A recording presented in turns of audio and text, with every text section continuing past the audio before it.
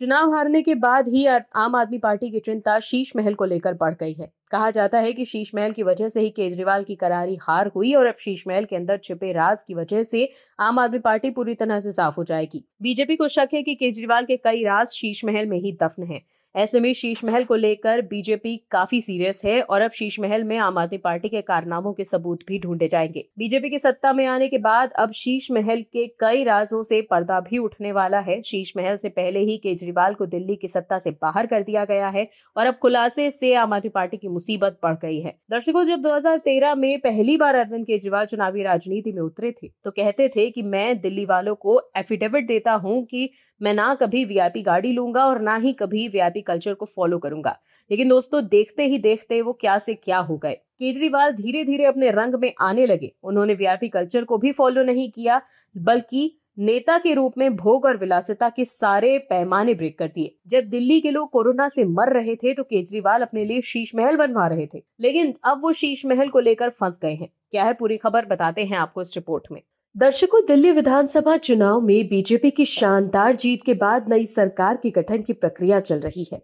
इस बीच अरविंद केजरीवाल के जिस शीश महल को लेकर बीजेपी ने बड़ा सियासी मुद्दा बनाया, अब उसे खंड खंड करने की बात होने लगी है। दिल्ली बीजेपी के सीनियर लीडर और रोहिणी से विधायक विजेंद्र गुप्ता ने इस बारे में एलजी को पत्र लिखा है। इसमें कहा गया है कि जिन इमारतों को तोड़कर शीश महल बनाया गया था उसे इस भवन से अलग किया जाए। अगर सच में ऐसा होता है तो शीश महल का खंड खंड होना तय है। तो शीश महल को खंड खंड कर बीजेपी केजरीवाल के खिलाफ सबूत ढूंढ रही है। क्या केजरीवाल के जो राज शीश महल में दफन है उसे खंड खंड कर ढूंढने की कोशिश की जा रही है? दर्शकों, बीजेपी विधायक विजेंद्र गुप्ता ने एलजीवी के सक्सेना से केजरीवाल के पूर्व सरकारी आवास शीश महल के विस्तार को रद्द करने की मांग की है। बीजेपी ने इस बंगले के पुनर्निर्माण में कथित अनियमितताओं को लेकर केजरीवाल पर निशाना साधा।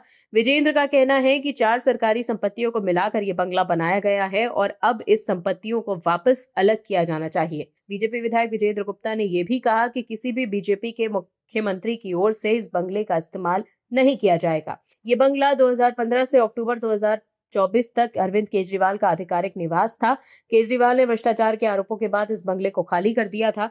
दिल्ली चुनाव के दौरान भी इस बंगले का मुद्दा काफी जोर शोर से उठाया गया था। बीजेपी ने आरोप लगाया है कि शीश महल में पुनर्निर्माण और साज सज्जा में करोड़ों रुपए खर्च किए गए।